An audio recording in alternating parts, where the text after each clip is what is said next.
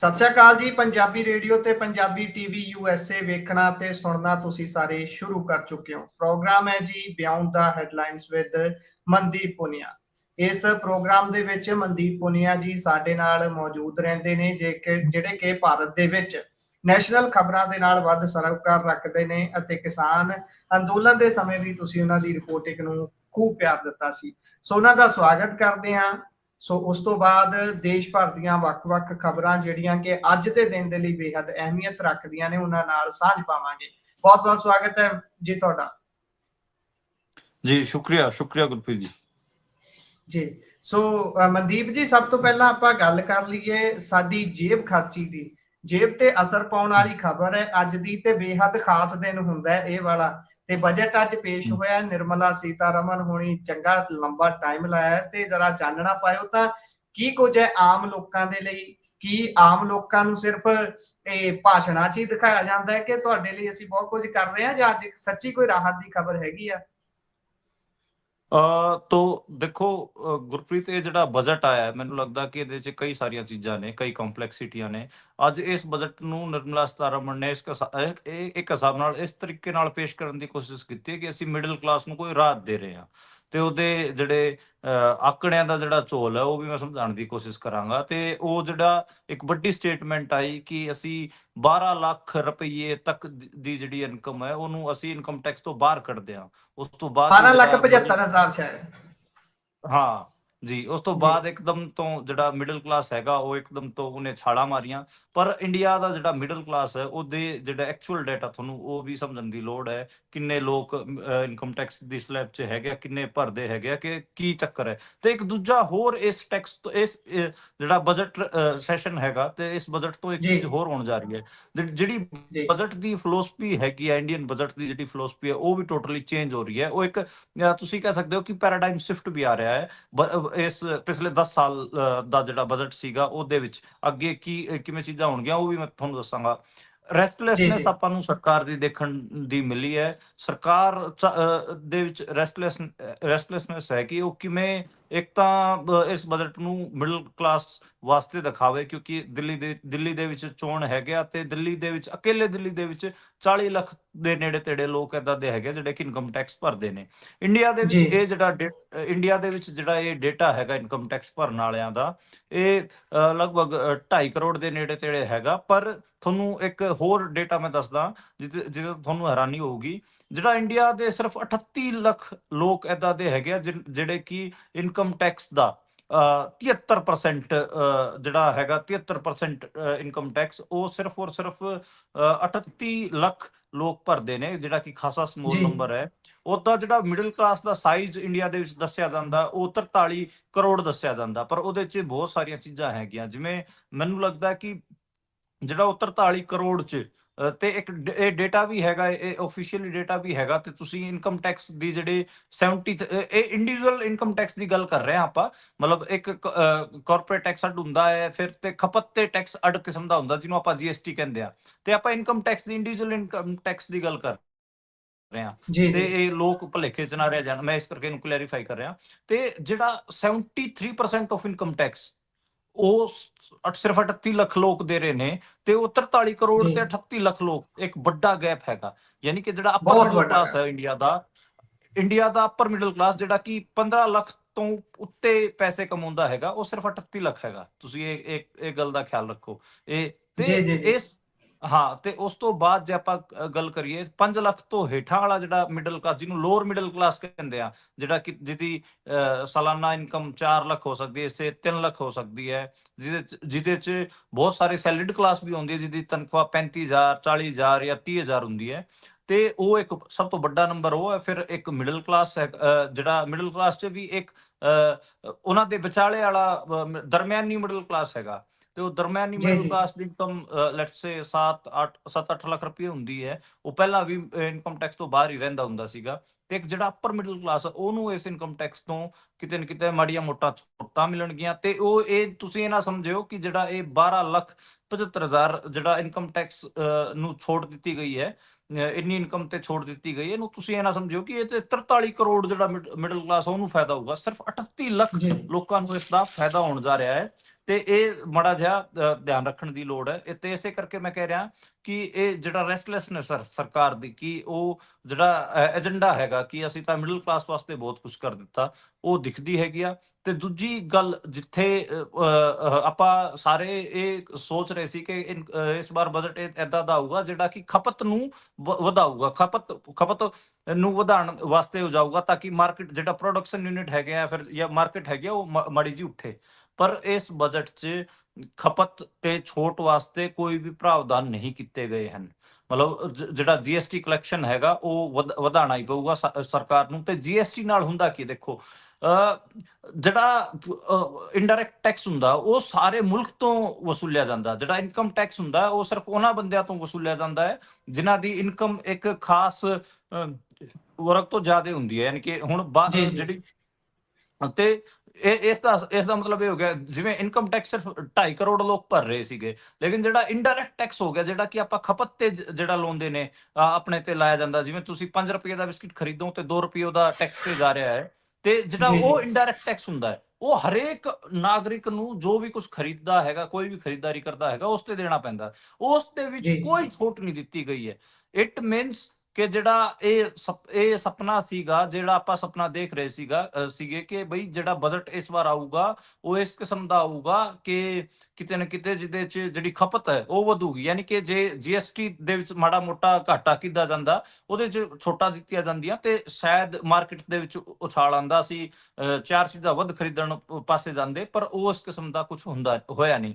ਤੇ ਇਹ 2 ਚੀਜ਼ਾਂ ਤੁਸੀਂ ਸਮਝੋ ਇਸ ਬਜਟ ਤੋਂ। ਤੇ ਇਸੇ ਕਰਕੇ ਮੈਂ ਕਹਿ ਰਿਹਾ ਕਿ 10 ਸਾਲਾਂ 'ਚ ਪਹਿਲੀ ਵਾਰ ਸਰਕਾਰ ਨੇ ਇਹ ਵੀ ਮੰਨਿਆ ਹੈ ਕਿ ਅਸੀਂ ਕਿਤੇ ਨਾ ਕਿਤੇ ਜਿਹੜਾ ਇਨਕਮ ਟੈਕਸ ਹੈ ਉਸ ਦੇ ਨੰਬਰ 'ਚ ਅਸੀਂ ਕੋਈ ਬੜੋਤਰੀ ਨਹੀਂ ਕਰ ਸਕਦੇ, ਨਾ ਹੀ ਉਸ ਦੇ ਰਾਹੀਂ ਕੋਈ ਟੈਕਸ ਕਲੈਕਸ਼ਨ ਹੈਗਾ ਉਹ ਅਮਾਉਂਟ ਕੋਈ ਵਧਾ ਸਕਦੇ ਆ। ਇਸ ਕਰਕੇ ਉਹਨੇ ਛੱਡ ਕੇ ਜਿਹੜਾ ਇਨਡਾਇਰੈਕਟ ਟੈਕਸੇਸ਼ਨ ਹੈ ਜਿਸ ਤੇ GST ਹੈ, ਉਹ ਤੋਂ ਜਿਹੜਾ ਆਪਣੀ ਆਮਦਨੀ ਹੈਗੀ, ਸਰਕਾਰ ਦੀ ਆਮਦਨ ਹੈਗੀ ਆ, ਉਹਨੂੰ ਵਧਾਉਣ ਦਾ ਇੱਕ ਹਿਸਾਬ ਨਾਲ ਉਹ ਉਪਰਾਲਾ ਕਰਨ ਦੀ ਕੋਸ਼ਿਸ਼ ਕੀਤੀ। ਤੇ ਇਸ ਕਰਕੇ ਮੈਂ ਕਹਿ ਰਿਹਾ ਕਿ ਇਹ ਇੰਡੀਅਨ ਬਜਟ ਪਿਛਲੇ 10 ਸਾਲ ਦੇ ਬਜਟ 'ਚ ਇਹ ਵੱਡਾ ਸ਼ਿਫਟ ਤੁਹਾਨੂੰ ਦੇਖਣ ਨੂੰ ਮਿਲ ਰਿਹਾ ਕਿ ਜਿਹੜਾ ਪੂਰਾ ਇੱਕ ਹਿਸਾਬ ਨਾਲ ਖਪਤ ਵਧਾਉਣ ਵਾਸਤੇ ਜਿਹੜਾ ਖਪਤ ਤੇ ਜਿਹੜਾ ਟੈਕਸੇਸ਼ਨ ਹੈ ਉਹਦੇ ਤੇ ਕੋਈ ਰਿਆਇਤ ਨਹੀਂ ਦਿੱਤੀ ਗਈ, ਤੇ ਲੋਕ ਅਪਰ ਮਿਡਲ ਕਲਾਸ ਜਿਹੜੀ ਹੈਗੀ ਉਹਨੂੰ ਉਹਦੇ ਇਨਕਮ ਟੈਕਸ 'ਚ ਰਿਆਇਤ ਦਿੱਤੀ ਗਈ ਹੈ। ਹੁਣ ਇਹਦੇ 'ਚ ਇੱਕ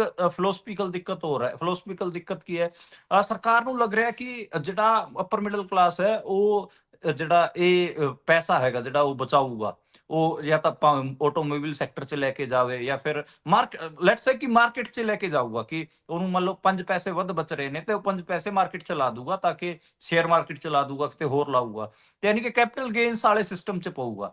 ਤੇ ਉਹ ਸਰਕਾਰ ਉੱਥੇ ਕਹਿ ਰਹੀ ਹੈ ਕਿ ਅਸੀਂ ਜਿਹੜਾ ਜੁਲਾਈ 'ਚ ਅਸੀਂ ਬਜਟ ਪੇਸ਼ ਕੀਤਾ ਸੀਗਾ, ਜਿਹੜਾ 6 ਮਹੀਨਿਆਂ ਵਾਸਤੇ ਸੀਗਾ ਸਰਕਾਰ ਬਣਨ ਤੋਂ ਬਾਅਦ, ਉਹਦੇ 'ਚ ਅਸੀਂ ਕੋਸ਼ਿਸ਼ ਕੀਤੀ ਸੀਗੀ ਕਿ ਅਸੀਂ ਕੈਪੀਟਲ ਗੇਨ ਟੈਕਸ ਲਾਈਏ, ਕਿ ਤੁਸੀਂ ਜੇ ਸ਼ੇਅਰ ਮਾਰਕੀਟ ਤੋਂ ਕੁਝ ਕਮਾ ਰਹੇ ਹੋ ਉੱਥੇ ਤੁਹਾਡੇ ਤੇ ਉਸ ਕਮਾਈ ਤੇ ਟੈਕਸ ਲਾ ਦਈਏ।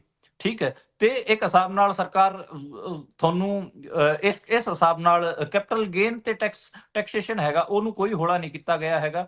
ਉਦਾਂ ਜਿਹੜੀ ਅੱਜ ਤੁਹਾਨੂੰ ਇੱਕ ਚੀਜ਼ ਹੋਰ ਦੇਖਣ ਨੂੰ ਮਿਲੂਗੀ ਮਾਰਕੀਟ 'ਚ, ਜਿਹੜਾ ਅੱਜ ਮਾਰਕੀਟ ਹੈਗਾ, ਆਪਾਂ ਸਵੇਰੇ ਤਾਂ ਐ ਲੱਗ ਰਿਹਾ ਸੀਗਾ ਕਿ ਜੇ ਸਰਕਾਰ ਹੈਗੀ ਆ ਉਹ ਇਸ ਹਿਸਾਬ ਨਾਲ ਬਜਟ ਪੇਸ਼ ਕਰੂਗੀ ਕਿ ਬਈ ਉਹਦੇ 'ਚ ਜਿਹੜੀ ਖਪਤ ਹੈਗੀ ਆ, ਖਪਤ ਦੇ ਵਿੱਚ ਵਾਧਾ ਹੋਊਗਾ ਤੇ ਮਾਰਕੀਟ ਦੇ ਵਿੱਚ ਵੀ ਆਪਾਂ ਨੂੰ ਉਛਾਲ ਦੇਖਣ ਨੂੰ ਮਿਲੂਗਾ। ਲੇਕਿਨ ਅੱਜ ਜਿਹੜਾ ਮਾਰਕੀਟ ਆ ਤੁਸੀਂ ਦੇਖੋਗੇ ਬਹੁਤ ਜਿਵੇਂ ਸਲੋਲੀ ਜਿਵੇਂ ਕਛੂਏ ਦੀ ਚਾਲ ਹੁੰਦੀ ਹੈ ਨਾ, ਐ ਅੱਗੇ ਗਈ ਹੈ, ਬਹੁਤ ਗਰਮਾਈ ਨਹੀਂ ਆਈ ਉਹਦੇ 'ਚ। ਤੇ ਇਹ ਚੀਜ਼ ਹੋਈ ਹੈ। ਇੱਕ ਚੀਜ਼ ਹੋਰ, ਜਿਹੜਾ ਸਰਕਾਰ ਨੂੰ ਅੱਜ ਤੁਹਾਨੂੰ ਨਾ ਫੈਂਸੀ ਸਕੀਮਸ ਦੇ ਨਾਂ ਵੀ ਨਹੀਂ ਸੁਣੇ ਹੋਣੇ। ਅੱਜ ਨਿਰਮਲਾ ਸੀਤਾਰਮਣ ਨੇ ਕੋਈ ਵੱਡੀਆਂ ਸਕੀਮਾਂ ਦਾ ਐਲਾਨ ਨਹੀਂ ਕੀਤਾ ਕਿ ਅਸੀਂ ਸ਼ਹਿਰਾਂ ਵਾਸਤੇ ਆ ਕਰ ਦਾਂਗੇ, ਸ਼ਹਿਰਾਂ ਤੇ ਇਹ ਦੇ ਰਹੇ ਹਾਂ, ਪਿੰਡਾਂ 'ਚ ਅਸੀਂ ਇਹ ਦੇ ਰਹੇ ਹਾਂ, ਕਿਸਾਨਾਂ ਦੀ ਆਮਦਨ ਦੁੱਗਣੀ ਕਰ ਦਿਆਂਗੇ, ਇਹ ਸਕੀਮ ਲਓ, ਉਹ ਸਕੀਮ ਲਓ। ਤਾਂ ਇਸ ਦਾ ਮਤਲਬ ਕੀ ਹੈ? ਇਸ ਦਾ ਮਤਲਬ ਤੇ ਇੱਕ ਚੀਜ਼ ਹੋਰ, ਇੱਕ ਤਾਂ ਇਹ ਹੋ ਗਿਆ ਕਿ ਕੋਈ ਵੱਡੀਆਂ ਘੋਸ਼ਣਾਵਾਂ ਨਹੀਂ ਕੀਤੀਆਂ, ਯੋਜਨਾਵਾਂ ਜਿਹੜੀਆਂ ਹਰ ਸਾਲ 10-15 ਯੋਜਨਾ ਅਨਾਉਂਸ ਕਰ ਦਿੰਦੇ ਸੀਗੇ, ਉਹ ਯੋਜਨਾਵਾਂ ਉਹਨਾਂ ਨੇ ਕੋਈ ਅਨਾਉਂਸ ਨਹੀਂ ਕੀਤੀ। ਦੂਜੀ ਚੀਜ਼ ਤੁਸੀਂ ਇਹ ਵੀ ਦੇਖੋ ਕਿ ਪਿਛਲੇ ਸਾਲ ਜਿੰਨਾ ਵੀ ਬਜਟਰੀ ਐਲੋਕੇਸ਼ਨ ਸੀਗਾ, ਜਿੰਨੀਆਂ ਵੀ ਸਕੀਮਾਂ ਹੈਗੀਆਂ, ਜਿੰਨੇ ਵੀ ਡਿਪਾਰਟਮੈਂਟ ਹੈਗੇ ਆ, ਉਹਨੇ ਦਾ ਉਹਨੇ ਹੀ ਰੱਖਿਆ ਗਿਆ, ਕੋਈ ਵਾਧਾ ਨਹੀਂ ਕੀਤਾ ਗਿਆ। ਤੁਸੀਂ ਇਹਦਾ ਮਤਲਬ ਸਮਝ ਰਹੇ ਹੋ ਕਿ ਸਰਕਾਰ ਨੂੰ ਇਹ ਸਮਝ ਆ ਰਿਹਾ ਹੈ ਕਿ ਅਸੀਂ ਜਿਹੜਾ ਮੈਨੂਫੈਕਚਰਿੰਗ ਸੈਕਟਰ ਹੋ ਗਿਆ, ਫਿਰ ਮਾਰਕੀਟ ਹੋ ਗਈ, ਅਸੀਂ ਜਿਹੜਾ ਆਪਣੇ ਵੱਲੋਂ ਵੱਡੇ ਵੱਡੇ ਪ੍ਰੋਜੈਕਟਾਂ ਦੇ ਪੈਸੇ ਲਾ ਰਹੇ ਸੀ, ਰੇਲਵੇ ਤੇ, ਲੈਟਸ ਸੇ ਹਾਈਵੇਜ਼ ਤੇ, ਉਹਦੇ ਨਾਲੋਂ ਜਿਹੜੀ ਮਾਰਕੀਟ ਹੈਗੀ ਆ ਉਹ ਨਹੀਂ ਉੱਠ ਰਹੀ। ਤੇ ਇਸ ਕਰਕੇ ਉਹਨਾਂ ਨੇ ਜਿਹੜਾ ਆਪਣਾ ਰਾਜਕੋਸ਼ੀ ਘਾਟਾ ਜਿਹੜਾ ਹੈਗਾ, ਜਿਹੜਾ ਉਹਨੂੰ ਘਟਾਉਣ ਦਾ ਟਾਰਗੇਟ ਰੱਖਿਆ ਹੈ। ਉਹਨਾਂ ਨੇ ਕਿਹਾ ਕਿ ਇਸ ਵਾਰ ਅਸੀਂ 4.4% ਤੱਕ ਹੀ ਆਪਣਾ ਘਾਟਾ ਰੱਖਾਂਗੇ, ਤੇ ਇਸੇ ਕਰਕੇ ਜਿਹੜੀ ਮੇਜਰ ਸਕੀਮਸ ਤੇ ਜਾਂ ਫਿਰ ਵੱਡੇ ਡਿਪਾਰਟਮੈਂਟਾਂ ਦੇ ਬਜਟਰੀ ਐਲੋਕੇਸ਼ਨਸ ਤੇ ਕੋਈ ਵਾਧਾ ਨਹੀਂ ਕੀਤਾ ਗਿਆ। ਤੇ ਤੁਸੀਂ ਇਹਦਾ ਮਤਲਬ ਇਹ ਹੈ। ਤੇ ਮਾਰਕੀਟ ਨੂੰ ਹੁਣ ਜਿਹੜਾ ਇੰਡੀਅਨ ਕਾਰਪੋਰੇਟ ਹੈਗਾ ਜਾਂ ਫਿਰ ਮਾਰਕੀਟ ਹੈਗੀ ਆ, ਉਹਨੂੰ ਵੀ ਇਸ ਬਜਟ ਨੂੰ ਸਮਝਣ 'ਚ ਮਾੜੀ ਜਿਹੀ ਦਿੱਕਤ ਆ ਰਹੀ ਹੈ। ਹੁਣ ਇੱਕ ਪਾਸੇ ਤਾਂ ਉਮੀਦ ਕਰ ਰਿਹਾ ਸੀਗਾ ਕਿ ਸਰਕਾਰ ਏਦਾਂ ਦਾ ਕੁਝ ਕਰੂਗੀ ਜਿਹਦੇ ਕਰਕੇ ਜਿਹੜੀ ਖਪਤ ਹੈਗੀ ਆ ਉਹ ਵਧੂਗੀ ਤੇ ਸਾਨੂੰ ਵੀ ਆਪਣੀਆਂ ਚੀਜ਼ਾਂ ਕਰਨ 'ਚ ਆਸਾਨੀਆਂ ਹੋਣਗੀਆਂ, ਪਰ ਏਦਾਂ ਦਾ ਕੁਝ ਨਹੀਂ ਹੋਇਆ। ਦੂਜਾ, ਫਿਰ ਉਹਨੂੰ ਇਹ ਵੀ ਸਮਝ ਆ ਰਿਹਾ ਕਿ ਸਰਕਾਰ ਜਿਹੜਾ ਆਪਾਂ ਕੈਪੈਕਸ ਜਿਹਨੂੰ ਸ਼ਾਰਟ ਲੈਂਗੁਏਜ 'ਚ ਕਹਿ ਦਿੰਦੇ ਆ ਕਿ ਉਹਦੇ 'ਚ ਵਾਧਾ ਕਰੂਗੀ, ਯਾਨੀ ਕਿ ਬਜਟਰੀ ਐਲੋਕੇਸ਼ਨਸ ਤੇ ਬੜੀ ਔਰ ਅਲੱਗ ਅੱਡ ਕਿਸਮਾਂ ਦੀਆਂ ਜਿਹੜੀਆਂ ਸਕੀਮਾਂ ਹੈਗੀਆਂ ਉਹਨਾਂ ਤੇ ਪੈਸਾ ਲਾਊਗੀ, ਯਾਨੀ ਕਿ ਮਾਰਕੀਟ 'ਚ ਪੈਸਾ ਸਰਕਾਰ ਆਪਣੇ ਪਾਸਿਓਂ ਪੁਸ਼ ਕਰੂਗੀ। ਉਹ ਵੀ ਨਹੀਂ ਕੀਤਾ। ਤੇ ਇਸ ਕਰਕੇ ਜਿਹੜਾ ਕਾਰਪੋਰੇਟ ਹੈਗਾ ਤਾਂ ਖਾਸਾ ਕਨਫਿਊਜ਼ ਹੋ ਗਿਆ ਕਿ ਹੁਣ ਉਹਦਾ ਅੱਗੇ ਦਾ ਰੋਡ ਮੈਪ ਕੀ ਹੋਊਗਾ। ਹਾਲਾਂਕਿ ਨਿਰਮਲਾ ਸੀਤਾਰਮਣ ਨੇ ਜਿਹੜਾ ਇਹ ਬਜਟ ਪੇਸ਼ ਕਰਕੇ ਘੱਟੋ ਘੱਟ ਅਗਲੇ 5 ਸਾਲ ਦਾ ਰੋਡ ਮੈਪ ਲੋਕਾਂ ਵਾਸਤੇ ਰੱਖ ਦਿੱਤਾ ਹੈਗਾ। ਤੇ ਇੱਕ ਜਿਹੜਾ ਬਜਟ 'ਚ ਇੱਕ ਪੂਰਾ ਸ਼ਿਫਟ, ਫਿਲੋਸਫੀਕਲ ਸ਼ਿਫਟ ਆਪਾਂ ਨੂੰ ਦੇਖਣ ਨੂੰ ਮਿਲਿਆ, ਜਿਹਦੇ 'ਚ ਪਹਿਲੀ ਵਾਰ ਸਰਕਾਰ ਇਹ ਦਿਖਾਉਣ ਦੀ ਕੋਸ਼ਿਸ਼ ਕਰ ਰਹੀ ਹੈ ਕਿ ਅਸੀਂ ਜਿਹੜਾ ਸਰਕਾਰ ਦੀ ਆਮਦਨ ਹੈਗੀ ਆ ਉਹ ਇਨਕਮ ਟੈਕਸ ਤੋਂ ਨਹੀਂ ਬਲਕਿ ਇਨਡਾਇਰੈਕਟ ਟੈਕਸਿਸ ਤੋਂ, GST ਤੋਂ, ਯਾਨੀ ਕਿ ਖਪਤ ਤੇ ਟੈਕਸ ਲਾ ਕੇ ਅਸੀਂ ਵਧਾਉਣ ਦੀ ਕੋਸ਼ਿਸ਼ ਕਰਾਂਗੇ। ਤੇ ਉਹਨਾਂ ਨੇ ਇੱਕ ਲਕਸ਼ ਵੀ ਰੱਖਿਆ, ਜਿਵੇਂ ਕੈਪੀਟਲ ਗੇਨਸ ਤੇ ਵੀ ਜੁਲਾਈ 'ਚ ਯਾਦ ਕਰੋ ਉਹਨਾਂ ਨੇ ਇੱਕ ਟਾਰਗੇਟ ਰੱਖਿਆ ਸੀਗਾ ਕਿ ਅਸੀਂ ਇੰਨਾ ਕੁ ਪੈਸਾ ਜਿਹੜਾ ਕੈਪੀਟਲ ਗੇਨ ਹੈ ਉਹ ਤੋਂ ਇਕੱਠਾ ਕਰਾਂਗੇ। ਇਸ ਵਾਰ ਉਹਨਾਂ ਨੇ ਜਿਹੜਾ GST ਤੇ ਕਲੈਕਸ਼ਨ ਵੀ ਵਧਾਉਣ ਦੀ ਗੱਲ ਕਹੀ ਹੈ, ਤੇ ਮੈਨੂੰ ਲੱਗ ਰਿਹਾ ਹੈ ਕਿ GST ਤੇ ਕਲੈਕਸ਼ਨ ਵੀ ਵਧਾਉਣ ਦੀ ਕੋਸ਼ਿਸ਼ ਕੀਤੀ ਜਾਊਗੀ। ਤੇ ਇਹ ਦੋ ਚੀਜ਼ਾਂ ਨੇ। ਬਾਕੀ ਜਿਵੇਂ ਸਾਰਾ ਆਪਾਂ ਪੰਜਾਬ ਤੇ ਹਰਿਆਣਾ ਥੋੜਾ ਰੂਰਲ ਇਕੋਨਮੀ ਵੀ ਹੈ, ਤਾਂ ਆਪਾਂ ਥੋੜਾ ਪਿੰਡਾਂ ਬਾਰੇ ਵੀ ਗੱਲ ਕਰ ਲੈਂਦੇ ਹਾਂ, ਜਿਹੜਾ ਪਿੰਡਾਂ ਨੂੰ ਕੀ ਮਿਲਿਆ, ਤੇ ਖੇਤੀਬਾੜੀ ਬਾਰੇ ਵੀ ਗੱਲ ਕਰ ਲੈਂਦੇ ਹਾਂ। ਖੇਤੀਬਾੜੀ ਦੇ ਵਿੱਚ ਕੋਈ ਮੇਜਰ ਸਕੀਮ ਅਨਾਉਂਸਮੈਂਟ ਨਹੀਂ ਹੋਈ। ਇੱਕ ਉਹ ਪ੍ਰਧਾਨ ਮੰਤਰੀ ਧੰਨ ਯੋਜਨਾ ਅਨਾਉਂਸ ਕਰਨ ਦੀ ਗੱਲ ਕੀਤੀ ਗਈ, ਜਿਹਦੇ 'ਚ ਉਹ ਕਹਿ ਰਹੇ ਨੇ ਕਿ ਅਸੀਂ ਮੁਲਕ ਦੇ ਏਦਾਂ ਦੇ 100 ਡਿਸਟ੍ਰਿਕਟ ਲਵਾਂਗੇ ਜਿੱਥੇ ਜਿਹੜੀ ਪ੍ਰੋਡਕਸ਼ਨ ਹੈਗੀ ਆ, ਖੇਤੀਬਾੜੀ ਹੈਗੀ ਆ, ਉਹ ਘੱਟ ਲੈਵਲ ਤੇ ਹੁੰਦੀ, ਉੱਥੇ ਉਨੀ ਪ੍ਰੋਡਕਸ਼ਨ ਨਹੀਂ ਹੁੰਦੀ, ਉੱਥੇ ਅਸੀਂ ਪ੍ਰੋਡਕਸ਼ਨ ਵਧਾਉਣ ਦੀ ਕੋਸ਼ਿਸ਼ ਕਰਾਂਗੇ, ਉੱਥੇ ਸਟੋਰ ਹਾਊਸ ਬਣਾਵਾਂਗੇ, ਤੇ ਮਾੜੀ ਮੋਟੀ ਬਜਟਰੀ ਐਲੋਕੇਸ਼ਨ ਵੀ ਉਹਨੂੰ ਕੀਤੀ ਗਈ ਹੈ। ਉਹਦੇ 'ਚ ਪੰਜਾਬ ਦਾ ਕੋਈ ਵੀ ਡਿਸਟ੍ਰਿਕਟ ਨਹੀਂ ਹੈ। ਤੁਸੀਂ ਪੰਜਾਬ 'ਚ ਉਦਾਂ ਵੀ ਜਿਹੜੇ ਹਰੇਕ ਡਿਸਟ੍ਰਿਕਟ ਤੁਸੀਂ ਜੇ ਆਪਾਂ ਥੋੜਾ ਆਬਜੈਕਟਿਵ ਹੋ ਕੇ ਵੀ ਦੇਖੀਏ ਤਾਂ ਪੰਜਾਬ ਦੇ ਵਿੱਚ ਪ੍ਰੋਡਕਸ਼ਨ ਦੀ ਕੋਈ ਏਦਾਂ ਦੀ ਦਿੱਕਤ ਨਹੀਂ ਹੈ। ਤੇ ਹਾਂ, ਦੂਜਾ ਹੋ ਗਿਆ ਕਿ ਇੱਕ ਬੋਰਡ ਬਣਾਇਆ ਗਿਆ ਹੈਗਾ, ਮਖਾਣਾ ਬੋਰਡ। ਜਿਹੜੇ ਮਖਾਣੇ ਦੀ ਖੇਤੀ ਹੁੰਦੀ ਹੈ ਬਿਹਾਰ 'ਚ ਹੁੰਦੀ ਹੈ, ਹੋਰ ਵੀ ਕਈ ਥਾਵਾਂ ਤੇ ਹੁੰਦੀ ਹੈ, ਪਰ ਸਿਰਫ ਬਿਹਾਰ ਵਾਸਤੇ ਮਖਾਣਾ ਬੋਰਡ ਬਣਾਇਆ ਗਿਆ। ਉਹਨੂੰ 100 ਕਰੋੜ ਲੈਟਸ 100 ਕਰੋੜ ਦਾ ਜਿਹੜਾ ਹੈਗਾ ਉਹ ਬਜਟਰੀ ਐਲੋਕੇਸ਼ਨ ਕੀਤਾ ਗਿਆ ਹੈਗਾ। ਤੇ ਬਿਹਾਰ ਉਹਨਾਂ ਵਾਸਤੇ ਇਸ ਕਰਕੇ ਇੰਪੋਰਟੈਂਟ ਹੈ ਕਿਉਂਕਿ ਬਿਹਾਰ 'ਚ ਇਸ ਸਾਲ ਚੋਣ ਹੋਣ ਜਾ ਰਹੇ ਨੇ, ਵਿਧਾਨ ਸਭਾ ਦੇ ਚੋਣ, ਤੇ ਉੱਥੇ ਉਹਨਾਂ ਦਾ ਜਿਹੜਾ ਅਲਾਈਅੰਸ ਪਾਰਟਨਰ ਹੈ ਨਿਤੀਸ਼ ਕੁਮਾਰ, ਉਹਦੇ ਕਰਕੇ NDA ਦੀ ਸਰਕਾਰ ਵੀ ਚੱਲ ਰਹੀ ਹੈ। ਤੇ ਮੈਨੂੰ ਸਮਝ ਆ ਰਿਹਾ ਸੀਗਾ ਕਿ ਬਿਹਾਰ ਨੂੰ ਤਾਂ ਉਹਨਾਂ ਨੇ ਥੋੜਾ ਵਧਾ ਕੇ ਚੀਜ਼ਾਂ ਦੇਣੀਆਂ ਸੀਗੀਆਂ, ਇਸ ਕਰਕੇ ਉੱਥੇ ਮਖਾਣਾ ਬੋਰਡ ਬਣਾਇਆ ਗਿਆ ਹੈਗਾ। ਇਸ ਤੋਂ ਇਲਾਵਾ ਤੁਸੀਂ ਜੀ ਮਾਫ ਕਰਨਾ ਤੁਹਾਡੀ ਗੱਲ ਕੱਟ ਰਿਹਾ, ਇਹਨੂੰ ਕੰਟੀਨਿਊ ਰੱਖਦੇ ਹੋਏ ਅੰਤ 'ਚ ਇਹ ਵੀ ਦੱਸ ਦਿਓ ਕਿ ਜਿੱਦਾਂ ਸਟੇਟਸ ਨੇ ਆਪਣੀ ਡਿਮਾਂਡ ਰੱਖੀ ਹੁੰਦੀ ਹੈ, ਕਿਹੜੀ ਸਟੇਟ ਨੂੰ ਵਾਧੂ ਐਲੋਕੇਸ਼ਨਸ ਕੀਤੀਆਂ ਗਈਆਂ ਨੇ, ਕਿਸੇ ਕੋਈ ਪੱਖਪਾਤ ਇਸ 'ਚ ਸਾਹਮਣੇ ਆਇਆ?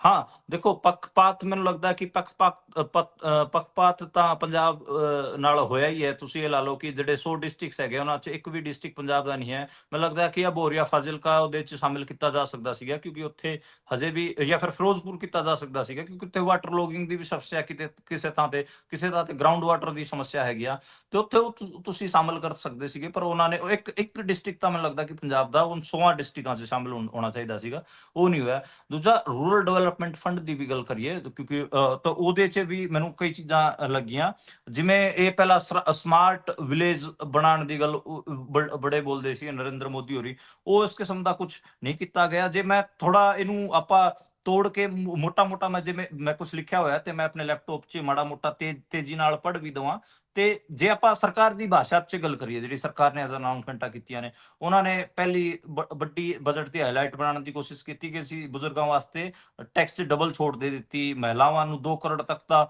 ਟਰਮ ਲੋਨ ਦੇਣ ਦੀ ਗੱਲ ਕਹਿਤੀ, ਮਹਿਲਾਵਾਂ ਨੂੰ SC ST ਦੀ ਮਹਿਲਾਵਾਂ ਨੂੰ ਐਂਟਰਪ੍ਰੈਨਿਓਰ ਯਾਨੀ ਕਿ ਵਿਵਸਾਈ ਬਣਾਉਣ ਦੀ ਗੱਲ ਕਹਿ ਦਿੱਤੀ। ਪਰ ਇਹ ਸਾਰੀਆਂ, ਮਤਲਬ ਤੁਹਾਨੂੰ ਵੀ ਪਤਾ ਹੈ ਕਿ ਇਹਨਾਂ ਦਾ ਮਤਲਬ ਕੀ ਹੁੰਦਾ ਹੈ, ਇਹ ਸਾਰੀਆਂ ਚੀਜ਼ਾਂ ਦਾ ਕੋਈ ਮਤਲਬ ਨਹੀਂ ਹੈ ਕਿ ਮਹਿਲਾਵਾਂ ਨੂੰ 2 ਕਰੋੜ ਦਾ ਲੋਨ ਦੇ ਦਾਂਗੇ, ਉਹਨਾਂ ਨੂੰ ਐਂਟਰਪ੍ਰੈਨਿਓਰ ਬਣਾ ਦਾਂਗੇ। ਇਹ ਸਿਰਫ ਦਿਖਾਵੀ ਨਾਰੇ ਹੁੰਦੇ ਨੇ, ਇਹਨਾਂ ਦਾ ਕੁਝ ਹੁੰਦਾ ਤਾਂ ਹੈ ਨਹੀਂ।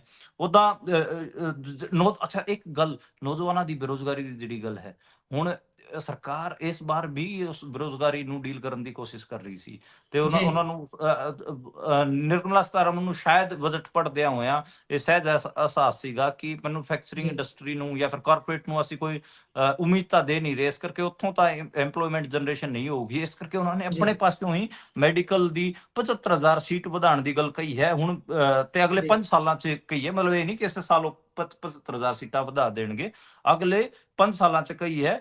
ਤੇ ਮੈਨੂੰ ਨਹੀਂ ਲੱਗਦਾ ਕਿ ਇਹ ਪੋਸੀਬਲ ਹੋ ਪਾਊਗਾ, ਕਿਉਂਕਿ ਖਾਸਾ ਦਿੱਕਤ ਹੈ ਇਹਦੇ 'ਚ। ਤੇ ਇਸ ਤੋਂ ਇਲਾਵਾ AI ਦਾ ਨਾ ਵੀ 500 ਐਸੇ ਕਹਿ ਰਹੇ ਕਿ ਅਸੀਂ AI ਤੇ ਵੀ ਬਣਾਵਾਂਗੇ, ਇਸ ਕਿਸਮ ਦੀ ਗੱਲ ਕੀਤੀ ਹੈ। ਧੰਨਯ ਯੋਜਨਾ ਦਾ ਮੈਂ ਤੁਹਾਨੂੰ ਦੱਸ ਹੀ ਦਿੱਤਾ।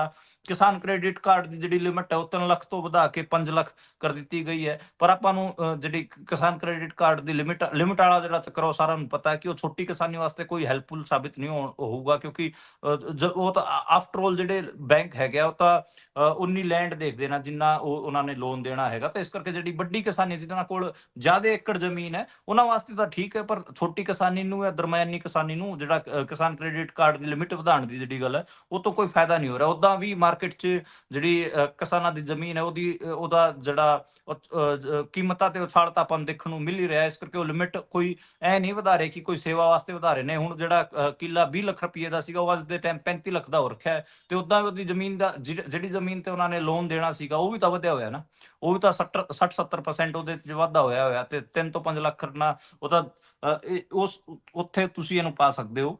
ਤੇ ਬਾਕੀ ਤਾਂ ਹਾਂ, ਇੱਕ ਚੀਜ਼ ਹੋਰ, ਗਿਗ ਇਕੋਨਮੀ ਤੇ ਵੀ ਸਰਕਾਰ ਨੇ ਫੋਕਸ ਕਰਨ ਦੀ ਕੋਸ਼ਿਸ਼ ਕੀਤੀ। ਉਹਨਾਂ ਨੂੰ ਸਮਝ ਆ ਰਿਹਾ ਕਿ ਇੰਡੀਆ 'ਚ ਮੈਨੂਫੈਕਚਰਿੰਗ ਸੈਕਟਰ ਤਾਂ ਵਧ ਨਹੀਂ ਰਿਹਾ, ਪਰ ਕਿਤੇ ਨਾ ਕਿਤੇ ਜਿਹੜਾ ਸਰਵਿਸ ਸੈਕਟਰ ਹੈ ਉਹ ਵਧ ਰਿਹਾ। ਸਰਵਿਸ ਸੈਕਟਰ 'ਚ ਜਿਵੇਂ ਪੀਜ਼ਾ ਬॉयਜ਼, ਡਿਲੀਵਰੀ ਬॉयਜ਼ ਹੋ ਗਏ, ਟੈਕਸੀ ਸਿਸਟਮ ਹੋ ਗਿਆ, ਉਬਰ, ਓਲਾ, ਤੇ ਡਿਲੀਵਰੀ 'ਚ ਤੁਸੀਂ ਜੈਪਟੋ ਵਰਗੀਆਂ, ਬਲਿੰਕਿਟ ਵਰਗੀਆਂ ਐਪਸ ਆ ਗਈਆਂ, ਤੇ ਸਵੀਗੀ, ਜ਼ੋਮੈਟੋ ਤੋਂ ਪਹਿਲਾਂ ਹੀ ਸੀ। ਤੇ ਸਾਰੇ ਸਰਵਿਸ ਪ੍ਰੋਵਾਈਡਰ ਨੇ ਕਿ ਜਿਹੜੇ ਇੱਕ ਰੈਸਟੋਰੈਂਟ ਤੋਂ ਤੁਹਾਡੇ ਘਰ ਤੱਕ ਸਭ ਚੀਜ਼ਾਂ ਪਹੁੰਚਾ ਰਹੇ ਨੇ, ਐਮਾਜ਼ਨ, ਫਲਿੱਪਕਾਰਟ, ਇਹ ਫਿਰ ਆਨਲਾਈਨ ਸ਼ੋਪਿੰਗ ਕੰਪਨੀਆਂ।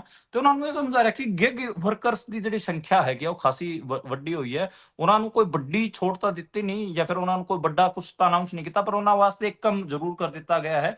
ਉਹਨਾਂ ਨੂੰ ਪ੍ਰਧਾਨ ਮੰਤਰੀ ਜਨ ਆਰੋਗਯ ਯੋਜਨਾ ਦੇ ਤਹਿਤ ਸਵਾਸਥ ਦੀ ਜਿਹੜੇ ਹੈਲਥ ਬੈਨੀਫਿਟਸ ਹੈਗੇ ਉਹ ਦੇਣ ਦੀ ਕੋਸ਼ਿਸ਼ ਅਨਾਉਂਸਮੈਂਟ ਕੀਤੀ ਹੈ। ਹੁਣ ਇਹ ਦੇਖਣਾ ਹੋਊਗਾ ਕਿ ਉਹਨਾਂ ਦਾ ਰਜਿਸਟ੍ਰੇਸ਼ਨ ਕਿਵੇਂ ਹੁੰਦਾ ਹੈ ਤੇ ਕਿਵੇਂ ਉਹਨਾਂ ਨੂੰ ਉਹ ਛੋਟਾ ਹੈਲਥ ਦੇ ਵਿੱਚ ਜਿਹੜੇ ਬੈਨੀਫਿਟਸ ਹੈਗੇ ਉਹ ਕਿਵੇਂ ਮਿਲਦੇ ਨੇ। ਮੈਨੂੰ ਲੱਗਦਾ ਕਿ ਸਰਕਾਰ ਨੂੰ ਇਹ ਬਹੁਤ ਪਹਿਲਾਂ ਰਜਿਸਟਰ ਕਰ ਲੈਣਾ ਚਾਹੀਦਾ ਸੀਗਾ ਉਹਨਾਂ ਨੂੰ, ਕਿਉਂਕਿ ਇੰਡੀਆ 'ਚ ਤੁਸੀਂ Ola, Uber, Zomato, Amazon, Flipkart, ਇਹ ਸਾਰਾ ਤੁਸੀਂ ਟ੍ਰੈਂਡ ਫਿਨੋਮਨਾ 2015-2016 ਤੋਂ ਦੇਖ ਰਹੇ ਹੋ। ਤੇ ਅੱਜ 8-9 ਸਾਲ ਬਾਅਦ ਆ ਕੇ ਸਰਕਾਰ ਨੇ ਸਿਰਫ ਉਹਨਾਂ ਨੂੰ ਹੈਲਥ ਬੈਨੀਫਿਟ ਦੇਣ ਵਾਸਤੇ ਉਹਨਾਂ ਨੂੰ ਰਜਿਸਟਰ ਕਰਨ ਦੀ ਉਹਨਾਂ ਦੇ ਦਿਮਾਗ 'ਚ ਆਈ ਹੈਗੀ। ਤਾਂ ਕਿੰਨਾ ਮਤਲਬ ਸਾਡੇ ਵਾਸਤੇ ਇਹਨੂੰ ਤੁਸੀਂ ਦੇਖਦੇ ਹੋ। ਬਾਕੀ ਤਾਂ ਕੋਈ ਇਸ ਕਿਸਮ ਦਾ ਇਹਦੇ 'ਚ ਕੋਈ ਹੈ ਨਹੀਂ ਕਿ ਹੋਰ ਚੀਜ਼ਾਂ ਬਾਰੇ ਗੱਲ ਕੀਤੀ ਜਾਵੇ। ਤੇ ਇਹ ਮੈਨੂੰ ਲੱਗਦਾ ਕਿ ਇਹ ਚੀਜ਼ਾਂ ਸੀਗੀਆਂ ਜਿਨ੍ਹਾਂ ਬਾਰੇ ਗੱਲ ਕਰਨੀ ਜ਼ਰੂਰੀ ਸੀਗੀ, ਉਹ ਮੈਂ ਗੱਲ ਕਰਨ ਦੀ ਕੋਸ਼ਿਸ਼ ਕੀਤੀ ਹੈ। ਬਾਕੀ ਖੇਤੀਬਾੜੀ ਅੱਜ ਮਤਲਬ ਖੇਤੀਬਾੜੀ ਅੰਦੋਲਨ, ਜਿਹੜਾ ਕਿਸਾਨ ਅੰਦੋਲਨ ਚੱਲ ਰਿਹਾ ਹੈ, ਉੱਥੋਂ ਵੀ ਕਿਸਾਨਾਂ ਨੇ ਅੱਜ ਨਾਅਰੇਬਾਜ਼ੀ ਕੀਤੀ ਹੈ, ਕਿਉਂਕਿ ਉਹਨਾਂ ਨੂੰ ਇੱਕ ਸੀਗਾ ਕਿ ਸ਼ਾਇਦ ਜਿਹੜਾ ਅੰਦੋਲਨ ਚੱਲ ਰਿਹਾ MSP ਤੇ ਮਾੜਾ ਮੋਟਾ ਕੋਈ ਕਮੈਂਟ ਬਾਜੀ ਹੋਊਗੀ ਸੰਸਦ ਤੋਂ, ਇੰਡੀਅਨ ਪਾਰਲੀਮੈਂਟ ਤੋਂ, ਪਰ ਇਹਦਾ ਦਾ ਕੁਝ ਹੋਇਆ ਨਹੀਂ। ਤੇ ਉੱਥੋਂ ਪ੍ਰਭਾਵਿਤ ਕਰਨ ਦੀ ਕੋਸ਼ਿਸ਼ ਕੀਤੀ ਸੀ। ਮੈਂ ਚਾਹੁੰਦਾ ਸੀ ਮਨਦੀਪ ਜੀ ਥੋੜਾ ਜਿਹਾ ਤੁਸੀਂ ਅੰਤ 'ਚ 1 ਮਿੰਟ ਲੈ ਕੇ ਇਹ ਵੀ ਦੱਸ ਦਿੰਦੇ ਕੋਈ ਵੱਡੇ ਕਮੈਂਟ ਆਏ ਹੋਣ ਓਪੋਜੀਸ਼ਨ ਨੇ, ਜਿੱਦਾਂ ਹਰੇਕ ਵਾਰ ਗੱਲ ਕਰਨੀ ਹੁੰਦੀ ਹੈ ਕਿ ਉਹਨਾਂ ਨੂੰ ਕੀ ਕਮੀ ਲੱਗੀ ਹੈ ਬਜਟ 'ਚ, ਕੋਈ ਵੱਡਾ ਬਿਆਨ ਕਿਸੇ ਦਾ ਆਇਆ ਇਸ?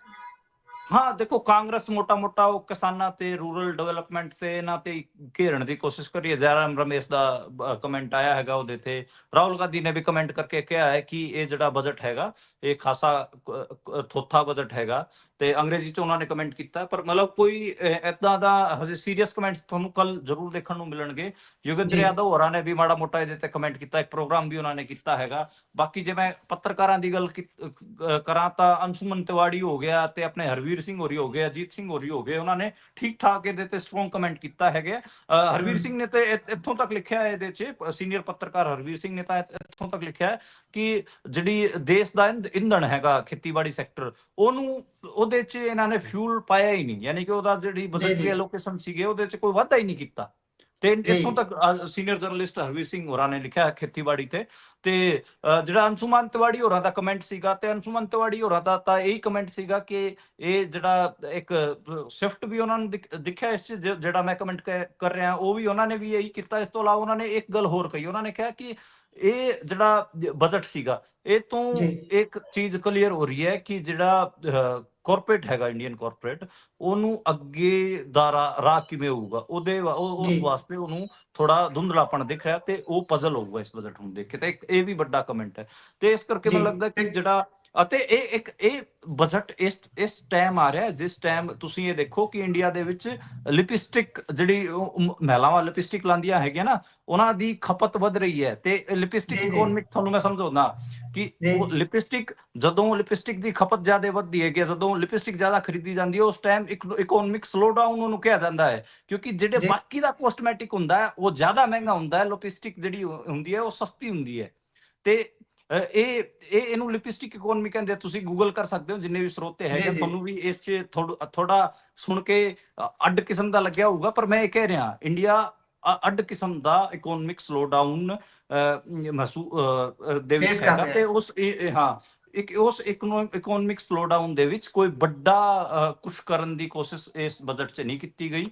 ਤੇ ਮੈਨੂੰ ਲੱਗਦਾ ਕਿ ਇਹ ਇਕਨੋਮਿਕ ਸਲੋਡਾਊਨ ਅਗਲੇ 6-8 ਮਹੀਨਿਆਂ 'ਚ ਜਿਹੜੀ ਗੁੰਮ ਚੋਟ ਇੰਡੀਅਨ ਇਕਨੋਮੀ ਤੇ ਮਾਰੂਗਾ, ਤੁਸੀਂ ਤੇ ਅਸੀਂ ਦੋਵੇਂ ਮਹਿਸੂਸ ਕਰਾਂਗੇ, ਸਾਰੇ ਮਹਿਸੂਸ ਕਰਾਂਗੇ। ਦੇਖਿਓ ਜ਼ਰੂਰ ਕਰਾਂਗੇ। ਹਰ ਕਿਸੇ ਦੀ ਜੇਬ ਨੂੰ ਪ੍ਰਭਾਵਿਤ ਕਰਨ ਵਾਲੀ ਇਹ ਚੀਜ਼ ਹੁੰਦੀ ਹੈ। ਤੇ ਕਿਉਂਕਿ ਕੋਈ ਪਰਿਵਾਰ ਵੀ ਹੈ, ਕੋਈ ਘਰ ਵੀ ਹੈ, ਉਹ ਖੜਾ ਤਾਂ ਆਖਿਰਕਾਰ ਇਕਨੋਮੀ ਦੇ ਸਿਰ ਤੇ ਹੀ ਹੈ ਨਾ। ਜੇਕਰ ਘਰ 'ਚ ਮਾੜਾ ਜਿਹਾ ਵੀ ਇਕਨੋਮੀ ਨੂੰ ਲੈ ਕੇ ਕ੍ਰਾਈਸਿਸ ਆ ਜਾਂਦਾ ਹੈ ਤਾਂ ਸਾਰੇ ਫਿਰ ਅਸੀਂ ਦੇਖਦੇ ਹਾਂ ਕਿਹੋ ਜਿਹੀਆਂ ਸਮੱਸਿਆਵਾਂ ਚੋਂ ਲੰਘਦੇ ਨੇ। ਪਰ ਅੱਗੇ ਗੱਲ ਤੁਸੀਂ ਕਿਸਾਨੀ ਦੀ ਵੀ ਵਿੱਚ ਜੇ ਛੇੜੀ ਸੀ ਕਿ ਕਿਸਾਨੀ ਅੰਦੋਲਨ ਜਿਹੜਾ ਚੱਲ ਰਿਹਾ ਹੈ 2.0 ਵੀ ਕਹਿ ਦਿੰਦੇ ਆ ਉਹਨੂੰ, ਉਹ ਕਿਸਾਨ ਅੰਦੋਲਨ ਦੀਆਂ ਖਬਰਾਂ ਵੀ ਹੁਣ ਉਨੇ ਵੱਡੇ ਪੱਧਰ ਤੇ ਫਲੈਸ਼ ਨਹੀਂ ਹੋ ਰਹੀਆਂ ਜਦੋਂ ਤੋਂ ਡੱਲੇਵਾਲ ਸਾਹਿਬ ਦਾ ਜਿਹੜਾ ਮਰਨ ਵਰਤ ਹੈ ਤਕਰੀਬਨ ਖਤਮ ਕਰਾਉਣ ਵੱਲ ਵੀ ਗੱਲ ਹੋ ਗਈ ਸੀ। ਪਰ ਅੱਜ ਦੀ ਸਥਿਤੀ 'ਚ ਕਿਸਾਨ ਅੰਦੋਲਨ ਕਿੱਥੇ ਖੜਾ ਹੈ? ਬੇਸ਼ੱਕ ਮਹਾਪੰਚਾਇਤ ਵੀ 3 ਉਹਨਾਂ ਨੇ ਲਗਾਤਾਰ ਸੀਕੁਐਂਸ ਬਣਾ ਕੇ ਕਿਹਾ ਹੋਇਆ 11 12 13 ਨੂੰ ਕਰਨ ਦਾ। ਜਰਾ ਦੱਸਿਓ ਕੀ ਚੱਲ ਰਿਹਾ ਹੈ। ਦੇਖੋ ਅੱਜ ਉਦਾਂ ਜੇ ਆਪਾਂ ਗੱਲ ਕਰੀਏ, ਡੱਲੇਵਾਲ ਸਾਹਿਬ ਹੋਰਾਂ ਨੇ ਹਜੇ ਤੱਕ ਅੰਤ ਹਜੇ ਤੱਕ ਖਾਇਆ ਨਹੀਂ। ਉਹਨਾਂ ਨੇ ਡ੍ਰਿਪ ਜ਼ਰੂਰ ਲਵਾ ਲਈ ਹੈਗੀ ਆ, ਤੇ ਡ੍ਰਿਪ ਲਵਾਉਣ ਤੋਂ ਬਾਅਦ ਵੀ ਜੇ ਅੱਜ ਆਪਾਂ ਉਹਨਾਂ ਦੀ ਭੁੱਖ ਹੜਤਾਲ ਦੀ ਗੱਲ ਕਰਨੀ ਹੋਵੇ ਤਾਂ ਅੱਜ ਉਹਨਾਂ ਦੀ ਭੁੱਖ ਹੜਤਾਲ ਨੂੰ 67ਵਾਂ ਦਿਨ ਹੈ, 67। ਤੇ ਇਹ ਲਾ ਲਓ ਕਿ 66 ਦਿਨ ਪੂਰੇ ਹੋ ਗਏ ਨੇ, ਅੱਜ 67ਵਾਂ ਦਿਨ ਹੈਗਾ। ਤੇ ਕਿਤੇ ਨਾ ਕਿਤੇ ਇਸ 'ਚ ਇੱਕ ਦੋ ਚੀਜ਼ਾਂ ਮੈਨੂੰ ਲੱਗਦੀਆਂ ਕਿ ਆਉਣੀਆਂ ਚਾਹੀਦੀਆਂ। ਇੱਕ ਤਾਂ 14 ਫਰਵਰੀ ਨੂੰ, ਮੈਂ ਕੱਲ ਵੀ ਆਪਣੇ ਬੁਲੇਟਿਨ 'ਚ ਕਿਹਾ ਸੀ, 14 ਫਰਵਰੀ ਨੂੰ ਸ਼ਿਵਰਾਜ ਚੌਹਾਨ ਹੋਰਾਂ ਨੇ ਆਪਣੇ ਮੁੰਡੇ ਦੀ ਰਿਸੈਪਸ਼ਨ ਪਾਰਟੀ ਰੱਖੀ ਹੋਈ ਹੈ। ਤੇ 14 ਜਿਹੜੇ ਕਿ ਮੁਲਕ ਦੇ ਖੇਤੀਬਾੜੀ ਮੰਤਰੀ ਹੈਗੇ ਆ, ਤੇ 14 ਫਰਵਰੀ ਨੂੰ ਹੀ ਟਾਕ ਵਾਸਤੇ ਇਨਵਾਈਟ ਕੀਤਾ ਹੋਇਆ ਕਿਸਾਨਾਂ ਨੇ। ਜਦੋਂ ਮੁਲਕ ਦਾ ਖੇਤੀਬਾੜੀ ਮੰਤਰੀ ਆਪਣੇ ਮੁੰਡੇ ਦੇ ਵਿਆਹ ਤੇ ਨੱਚ ਰਿਹਾ ਹੋਊਗਾ, ਉਦੋਂ ਕਿਸਾਨ ਆਪਣੇ ਫਿਊਚਰ ਬਾਰੇ, ਜਿਹੜੀ MSP ਕਾਨੂੰਨ ਉਹਦੇ ਗੱਲ ਕਰ ਰਹੇ ਹੋਣਗੇ। ਤੇ ਉਹ ਮੈਨੂੰ ਲੱਗ ਰਿਹਾ ਕਿ ਖੇਤੀਬਾੜੀ ਜਿਹੜਾ ਮੰਤਰਾਲੇ ਹੈਗਾ, ਜਿਹੜਾ ਵਜ਼ੀਰੀਅਤ ਹੈਗੀ ਆ, ਉਹ ਮੈਨੂੰ ਲੱਗਦਾ ਕਿ ਉਹ ਉੱਥੇ ਸੈਕਟਰੀ ਲੈਵਲ ਦੇ ਬੰਦੇ ਭੇਜਣਗੇ ਖੇਤੀਬਾੜੀ ਆਪ। ਮਨਦੀਪ ਜੀ, ਇਹਦੇ ਤੋਂ ਇਹ ਸਮਝੀਏ ਵੀ ਸਰਕਾਰ ਸੀਰੀਅਸ ਨਹੀਂ ਹੈ। ਬੇਸ਼ੱਕ ਇੱਕ ਵਿਅਕਤੀ ਮਰ ਰਿਹਾ ਹੋਵੇ, ਸਰਕਾਰ ਨੂੰ ਉਹਦੇ ਨਾਲ ਕੋਈ ਫਰਕ ਨਹੀਂ ਪੈਂਦਾ, ਸੀਰੀਅਸਨੈਸ ਉਹਨਾਂ ਦੇ ਲਾਗੇ ਛਾਗੇ ਵੀ ਨਹੀਂ ਹੈਗੀ। ਦੂਸਰੇ ਪਾਸੇ ਆਪਾਂ ਜਦੋਂ ਕਿਸਾਨ ਅੰਦੋਲਨ ਪਹਿਲਾਂ ਚੱਲ ਰਿਹਾ ਸੀ 2020-21 ਦੇ ਵਿੱਚ, ਉਸ ਸਮੇਂ ਖੁਦ ਆਪ ਖੇਤੀਬਾੜੀ ਮੰਤਰੀ ਵੀ ਆਉਂਦੇ ਸੀ ਤਾਂ ਉਹਨਾਂ ਦੇ ਕੋਲੋਂ ਵੀ ਮਾਮਲਾ ਹੱਲ ਨਹੀਂ ਸੀ ਹੁੰਦਾ, ਬਾਹਰ ਜਾ ਕੇ ਬਾਰ-ਬਾਰ ਫੋਨ ਤੇ ਗੱਲ ਕਰਨੀ ਪੈਂਦੀ ਸੀ। ਪਰ ਹੁਣ ਤਾਂ ਉਹਨਾਂ ਨੇ ਇਹ ਵੀ ਨਹੀਂ ਆਉਣਾ, ਕਿਸਾਨ ਖੇਤੀਬਾੜੀ ਮੰਤਰੀ ਨੇ ਵੀ ਨਹੀਂ ਆਉਣਾ, ਉਸ ਤੋਂ ਵੀ ਅੱਗੇ ਸੈਕਟਰੀ ਲੈਵਲ ਦੇ ਬੰਦਿਆਂ ਨੇ ਆਉਣਾ। ਫਿਰ ਉਹਨਾਂ ਤੇ ਕੀ ਆਸ ਰੱਖ ਸਕਦੇ ਆ? ਉਹ ਕੀ ਕਰਨਗੇ? ਉਹ ਕਿਹਨੂੰ ਕਾਲ ਕਰਨਗੇ? ਬਾਹਰ ਜਾ ਕੇ ਕਿਹਨੂੰ ਪੁੱਛਣਗੇ? ਕਹਿਣ ਦਾ ਮਤਲਬ ਆਪਾਂ ਹੁਣ ਤੋਂ ਹੀ ਮੰਨ ਕੇ ਚੱਲੀਏ ਕਿ ਸ਼ਾਇਦ ਇਹ ਵੀ ਜਿਹੜੀ ਮੀਟਿੰਗ ਹੋਣੀ ਹੈ ਇਹ ਥੋਥੀ ਜਿਹੀ ਹੋ ਕੇ ਰਹਿ ਜੂਗੀ, ਜਿੱਦਾਂ ਤੁਸੀਂ ਸ਼ਬਦ ਵਰਤਿਆ ਸੀ। ਦੇਖੋ, ਮੈਨੂੰ ਤਾਂ ਇਹ ਲੱਗ ਰਿਹਾ ਕਿ ਖਾਸਾ ਔਖਾ ਸਮਾਂ ਹੈ ਤੇ ਥੋਥਾਪਣ ਦਿਖ ਰਿਹਾ ਅਜੇ ਤੋਂ ਹੀ। ਤੇ 14 ਫਰਵਰੀ ਨੂੰ ਮੈਂ ਤਾਂ ਕੁਝ ਵੱਡਾ ਐਕਸਪੈਕਟ ਕਰ ਨਹੀਂ ਰਿਹਾ, ਤੇ ਮੈਨੂੰ ਲੱਗਦਾ ਕਿ ਇਹ ਮਾਮਲਾ ਅੱਗੇ ਵਧੂਗਾ। ਤੇ ਉਸ ਤੋਂ ਬਾਅਦ ਅੱਗੇ ਵੀ ਮੀਟਿੰਗਾਂ ਪੈਣਗੀਆਂ, ਤੇ ਮੈਨੂੰ ਲੱਗਦਾ ਕਿ ਕਿਸਾਨਾਂ ਨੂੰ ਕੋਈ ਨਾ ਕੋਈ ਸਟਰੋਂਗ ਕਾਲ ਲੈਣੀ ਪਊਗੀ। ਤੇ ਜਿਹੜੇ ਬਾਕੀ SKM ਸੰਯੁਕਤ ਕਿਸਾਨ ਮੋਰਚਾ ਦੀ ਜਥੇਬੰਦੀਆਂ ਹੈਗੀਆਂ, ਉਹਨਾਂ ਨੂੰ ਵੀ ਕਿਤੇ ਨਾ ਕਿਤੇ ਦੁਬਾਰੇ ਤੋਂ ਅੰਦੋਲਨ 'ਚ ਕੁੱਦਣਾ ਪਊਗਾ। ਤੇ ਉਹ ਕਿਸਾਨ ਅੰਦੋਲਨ 2 ਹੈ, ਉਹਦੇ 'ਚ ਬਹੁਤ ਸਾਰੀ ਰਾਜੇਵਾਲ ਵਰਗੇ ਜਿਹੜੇ ਖਿਡਾਰੀ ਹੈਗੇ ਆ ਖੇਤੀਬਾੜੀ ਦੇ, ਉਹਨਾਂ ਦੀ ਯੂਨੀਅਨ ਤੇ ਹੋਰ ਵੀ ਕਈ ਜਿਹੜੇ ਕਾਮਰੇਡ ਜਥੇਬੰਦੀਆਂ ਹੈਗੀਆਂ, ਉਹ ਹਜੇ ਕਿਸਾਨ ਅੰਦੋਲਨ 'ਚ ਸ਼ਾਮਿਲ ਨਹੀਂ। ਮੈਨੂੰ ਲੱਗਦਾ ਕਿ ਉਹਨਾਂ ਨੂੰ ਸ਼ਾਮਿਲ ਹੋਣਾ ਪਊਗਾ, ਤਾਂ ਕਿਉਂਕਿ ਇਹ ਲੜਾਈ ਸਾਂਝੀ ਤੌਰ ਤੇ ਲੜੀ ਜਾਵੇ ਤਾਂ ਜ਼ਿਆਦਾ ਵਧੀਆ ਹੈਗੀ ਆ। ਤੇ ਇੱਕ ਮੈਨੂੰ ਇਹ ਹੋਰ ਚੀਜ਼ ਹੈ ਕਿ ਬਜਟ ਤੋਂ ਬਹੁਤ ਜ਼ਿਆਦਾ ਆਸਾਂ ਸੀਗੀਆਂ ਕਿਸਾਨਾਂ ਨੂੰ, ਤੇ ਉਹ ਕੁਝ ਮਿਲਿਆ ਨਹੀਂ। ਇਸ ਕਰਕੇ ਕਿਸਾਨਾਂ ਨੇ ਅੱਜ ਬਜਟ ਦੇ ਖਿਲਾਫ ਨਾਅਰੇਬਾਜ਼ੀ ਵੀ ਕੀਤੀ, ਵਿੱਤ ਮੰਤਰੀ ਨਿਰਮਲਾ ਸੀਤਾਰਮਣ ਦੇ ਖਿਲਾਫ ਵੀ ਨਾਅਰੇਬਾਜ਼ੀ ਕੀਤੀ। ਤੇ ਅੱਜ ਦੇ ਸੈਸ਼ਨ 'ਚ ਕਿਸਾਨਾਂ ਦੀ ਐਮਐਸਪੀ ਤੇ ਕਿਸਾਨਾਂ ਤੇ ਕੋਈ ਵੱਡਾ ਕਮੈਂਟ ਤਾਂ ਕੀਤਾ ਨਹੀਂ ਗਿਆ, ਤੇ ਉਹ ਵੀ ਇਸ ਕਰਕੇ ਜੀ ਜੀ ਨਿਰਾਸ਼ਾ ਹੈਗੀ ਆ। ਤੁਸੀਂ ਮੈਨੂੰ ਲੱਗਦਾ ਕਿ ਜਿਹੜੇ ਪੰਜਾਬ ਦੇ ਆਗੂ ਹੈਗੇ ਆ, ਜਿਵੇਂ ਹਰਸਿਮਰਤ ਕੌਰ ਬਾਦਲ, ਜਿਹੜੇ ਕਿ ਕਦੇ ਬੀਜੇਪੀ ਦੇ ਮੰਤਰੀ ਵੀ ਹੁੰਦੇ ਸੀਗੇ ਬੀਜੇਪੀ ਸਰਕਾਰ ਦੇ ਵਿੱਚ, ਲੇਕਿਨ ਕਿਸਾਨ ਅੰਦੋਲਨ ਦੌਰਾਨ ਉਹਨਾਂ ਨੂੰ ਛੱਡ ਕੇ ਆਏ ਸੀਗੇ। ਅੱਜ ਉਹਨਾਂ ਨੇ ਵੀ ਸਟਰੋਂਗ ਕਮੈਂਟ ਕੀਤਾ ਹੈ, ਉਹਨਾਂ ਦੀ ਵੀ ਸਟੇਟਮੈਂਟ ਸੁਣੀ ਜਾਣੀ ਚਾਹੀਦੀ, ਤੇ ਉਹਨਾਂ ਨੇ ਵੀ ਕਿਸਾਨਾਂ ਨੂੰ ਲੈ ਕੇ, ਕਿਸਾਨ ਅੰਦੋਲਨ ਨੂੰ ਲੈ ਕੇ ਸਟਰੋਂਗ ਕਮੈਂਟ ਕੀਤਾ ਹੈ।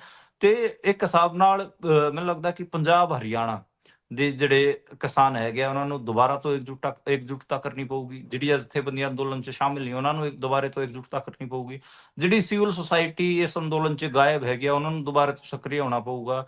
ਤੇ ਜਿਹੜੇ ਗਾਇਕ ਹੈਗੇ ਆ, ਫਿਲਮ ਕਲਾਕਾਰ ਹੈਗੇ ਆ, Punjabi society at large, diaspora ਜਿਹੜਾ ਹੈਗਾ, ਉਹਨਾਂ ਨੂੰ ਦੁਬਾਰੇ ਤੋਂ ਸ਼ਾਮਿਲ ਹੋਣਾ ਪਊਗਾ। ਉਸ ਤੋਂ ਬਾਅਦ ਹੀ ਇਹ ਕਿਸਾਨ ਅੰਦੋਲਨ ਥੋੜੀ ਵੱਡੇ ਸਕੇਲ ਤੇ ਬਾਉਂਸ ਬੈਕ ਕਰੂਗਾ, ਮੈਨੂੰ ਤਾਂ ਇਹ ਲੱਗ ਰਿਹਾ। ਤੇ ਜੀ ਜੀ 14 ਫਰਵਰੀ ਦੀ ਮੀਟਿੰਗ ਤੋਂ ਕੋਈ ਜ਼ਿਆਦਾ ਵੱਡੀਆਂ ਉਮੀਦਾਂ ਲੈ ਕੇ ਆਪਾਂ ਨੂੰ ਨਹੀਂ, ਆਪਾਂ ਨੂੰ ਉਸ ਮੀਟਿੰਗ ਤੋਂ ਕੋਈ ਜ਼ਿਆਦਾ ਵੱਡੀਆਂ ਉਮੀਦਾਂ ਨਹੀਂ ਪਾਲਣੀਆਂ ਚਾਹੀਦੀਆਂ।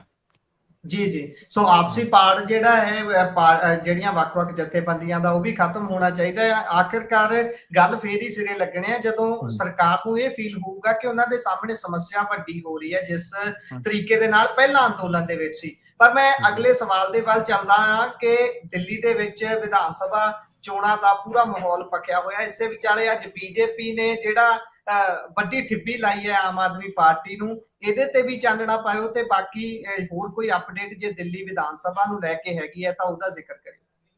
ਦੇਖੋ, ਬਹੁਤ ਟ੍ਰੈਡੀਸ਼ਨਲ ਵੇ 'ਚ ਹੀ ਚੋਣ ਚੱਲ ਰਿਹਾ ਹੈ। ਕੋਈ ਤੁਸੀਂ ਇਹ ਲਾਓ ਕਿ ਬਹੁਤ ਵੱਡੀ ਕੋਈ ਅਪਡੇਟ ਹੋਵੇ, ਉਸ ਕਿਸਮ ਦੀ ਤਾਂ ਨਹੀਂ ਹੈ। ਉਹੀ ਜਮਨਾ ਦੇ ਪਾਣੀ ਤੇ ਕਮੈਂਟਬਾਜ਼ੀ ਲਗਾਤਾਰ ਹਜੇ ਤੱਕ ਵੀ ਜਾਰੀ ਹੈ। ਹਜੇ ਤੱਕ ਵੀ ਕੋਈ ਕੁਝ ਕਰ ਰਿਹਾ, ਕੋਈ ਜਮਨਾ ਦੇ ਵਿੱਚ ਵੜ ਜਾ ਰਿਹਾ ਹੈ, ਕੋਈ ਉੱਥੋਂ ਪਾਣੀ ਭਰ ਕੇ ਲੈ ਕੇ ਆ ਰਿਹਾ, ਕੋਈ ਕੁਝ ਕਰ ਰਿਹਾ ਹੈ, ਤੇ ਉਹ ਜਿਹੜੀ ਕਮੈਂਟਬਾਜ਼ੀ ਉਹ ਤਾਂ ਕੰਟੀਨਿਊ ਹੀ ਹੈ। ਇਸ ਤੋਂ ਇਲਾਵਾ ਜਿਹੜਾ ਉਹ ਆਮ ਆਦਮੀ ਪਾਰਟੀ ਦੇ ਵਿਧਾਇਕਾਂ ਨੂੰ ਤੋੜ ਕੇ ਲੈ ਕੇ ਗਏ ਸੀਗੇ, ਉਹ ਵੀ ਉਸੇ ਕੰਟੀਨਿਊਟੀ 'ਚ ਅੱਜ ਇੱਕ ਦੋ ਸਟੇਟਮੈਂਟਾਂ ਹੈਗੀਆਂ।